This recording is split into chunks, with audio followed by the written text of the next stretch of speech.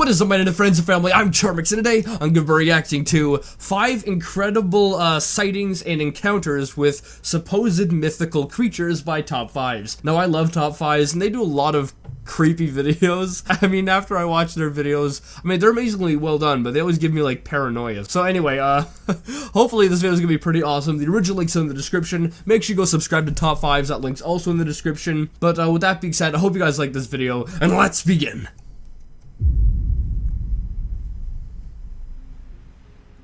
Mythical creatures have been the talk for thousands of years, right back to the ancient sailors who reported giant kraken squids that I've talked about before, to modern day dragons we see on TV, and mermaids that we all love to learn about. Mermaids? But just how much truth is behind the huge catalogue of mythical creatures? I've always wondered, surely there must be some truth behind them in order for them to have been reported. Well, from it could have been like the game Telephone.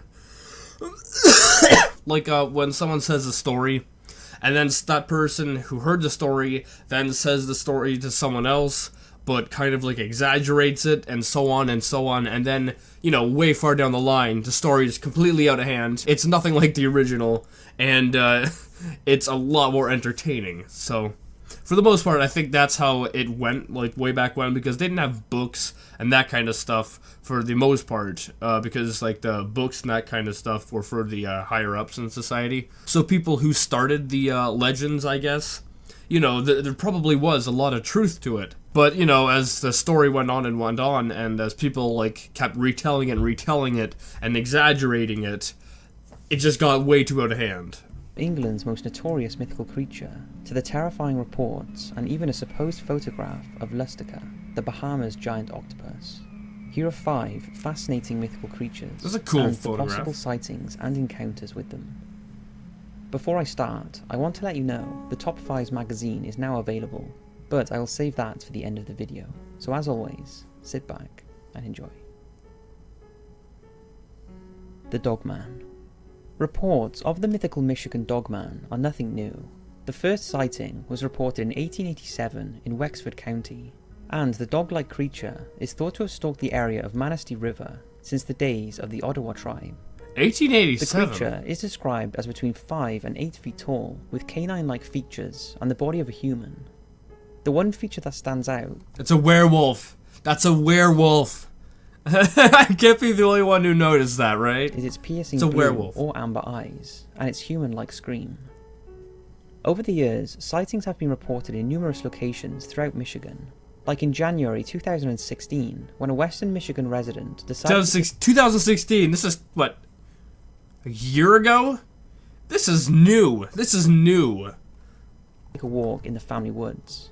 The walk was uneventful until he stopped to have a cigarette, when he noticed a figure in the distance that was definitely not human. The man later described it as standing upright with very broad shoulders that growled before leaping off into the woods. Bigfoot. Another reported sighting took place in St. Clair County woods in eastern Michigan sometime in February 2015, when a woman described seeing an encounter between a group of creatures that she said resembled Dogman or possibly Bigfoot. She described the animals as the size of an average man, stood on hind legs with pointed ears and covered in patchy brown fur. But instead of paws, they had human-like hands and feet with claws instead of fingernails. The woman wishes to remain anonymous, but she did capture some video. Now it's very short and extremely hard to make out, but take a look. I don't see anything.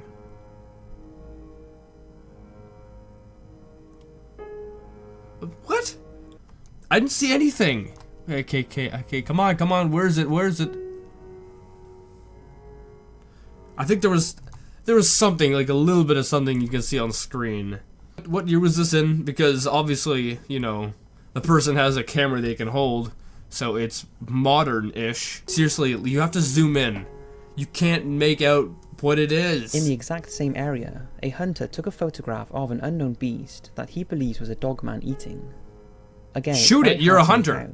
But do you believe in the tales, and could the creature be out there? Or do you think the Dogman is nothing more than an urban legend? The hunter took the photograph. A hunter took the photograph, which means he probably had a gun on him. If you see something like that, and you know it's not a human, shoot it. Just because if it is real, I think the whole world would like to know. Mono Grande is Spanish for large monkey, and encounters with this creature are surprisingly common, yet receive little attention. Reports of a monkey-like creature go back as far as 1533, when Spanish explorers recorded in their writings that South American natives told stories of a creature called Maramondas, meaning long-legged monkey. Even Sir Walter Raleigh told of sightings of a giant monkey-type creature in South America, and although he had not witnessed the creature himself, he had heard enough eyewitness reports to believe that the creature existed. The influential and widely travelled naturalist Alexander von Humboldt, who explored South America in the early 19th century, was also told by natives and missionaries of furry human-like creatures, who built huts and feasted on human flesh. The communities he spoke to were very sure of its existence. However, perhaps the most talked about and well-known example of a possible Mono Grande was in 1920 with the Deloise ape incident. Francois Deloise was an early 1900s Swiss geological explorer who claimed that while camped near the Tara River in Colombia, his group was approached by two large creatures. Initially they thought it was bears, although their characteristics were more monkey-like. Fearing that their lives were in danger, they started shooting at the creatures and fatally wounded one of them. The group then realized... Wait, is that it? That is a monkey. That is a monkey. Look at that. That is a monkey. I mean, there are many different species of monkeys. So, it's quite possible that there's one of them that scientists haven't, categorized yet or whatever. That looks exactly like a monkey. That is a monkey. Look at that. That is a monkey. ...that this creature was not of any known species. So, they decided to pose the dead carcass and take some photographs, before skinning the animal and keeping its head and hide. When Francois returned from... They skinned it and kept its head and hide. If it's a species you don't know, why wouldn't you just take it, for observation, or not observation, but, take it for scientific research or whatever. But no, they skinned it. You lunatics. ...his expedition, he kept the encounter with the beast to himself. And it wasn't until 1929, when a friend of his was looking through the Deloise log of the expedition, that he came across the photograph and the full story was revealed. Of course, there has been some controversy about the authenticity of the photo, and the account of what happened, as he claims that the skull and hide of the creature was lost during the expedition. Whatever the truth, the photograph and legends are pretty interesting, and I would love to hear your thoughts. That looks like a monkey. It does not look like a human or any bit similar to a human. The monkey that Christopher Walken plays in The Jungle Book is more similar to a human than that. Call me Louis. Melonheads. Now, this is possibly the strangest on this list.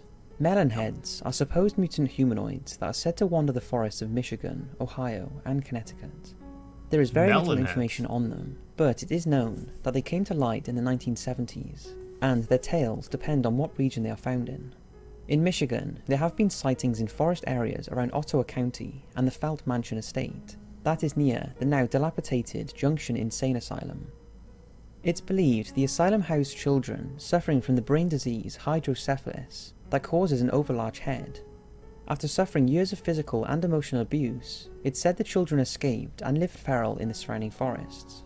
Other versions of the story say the abused children took revenge on the doctor who inflicted their suffering by killing him, cutting up his body, and scattering it around their estate. In Ohio, a similar story exists around the suburbs of Kirtland, where it's alleged the Melonheads were orphans being looked after by the mysterious Dr. Crow, who performed hideous experiments on the children, resulting in their huge heads and disfigured limbs.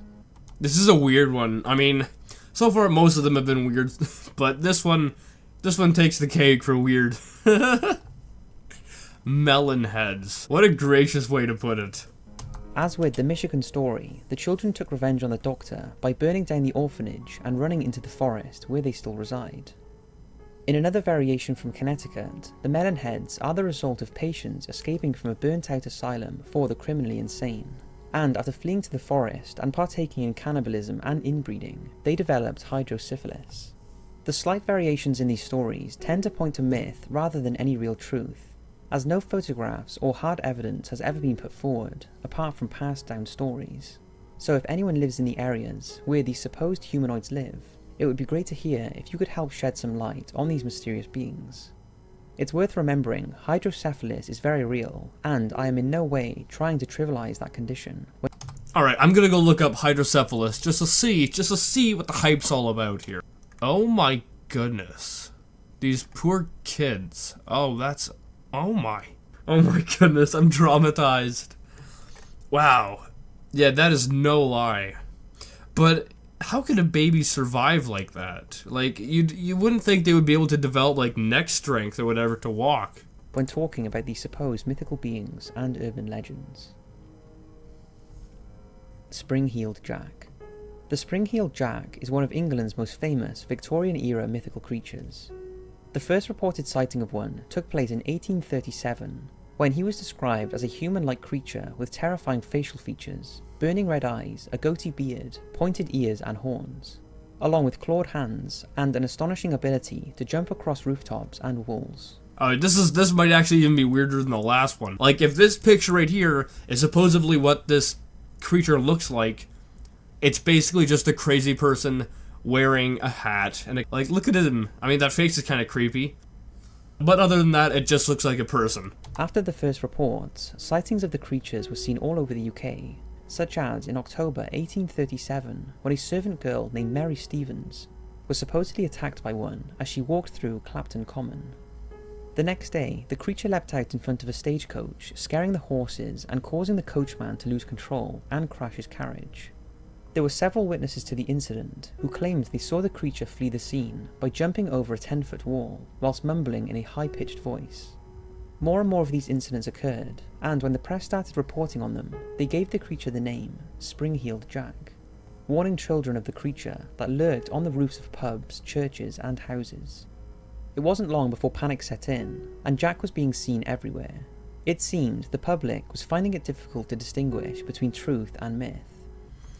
Yeah, it sounds like one of those I don't know how you say it, but it's like no one's seen it before, but as soon as one person sees it, other people start seeing it. When they probably saw nothing, but they just wanted to fit in, so, you know, they claim all this stuff, and the next thing you know, you have a legend on your hands.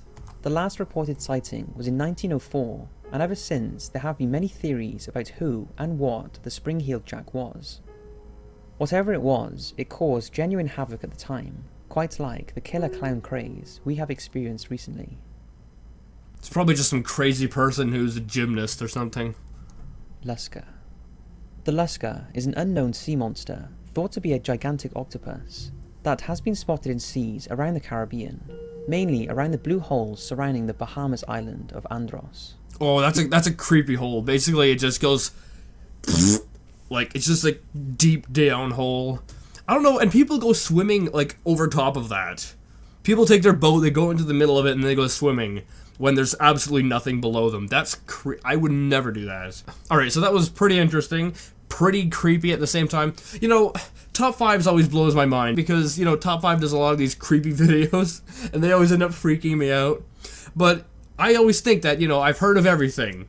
And then Top 5 comes along and then shows me that there's still so much more creepy stuff out in the world. Anyway, guys, I hope you liked this video. This was, creepy. This is very creepy.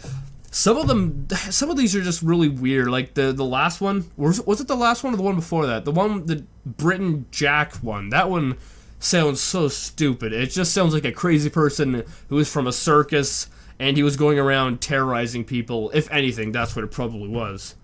And then the other one where it was like a monkey who were human-like.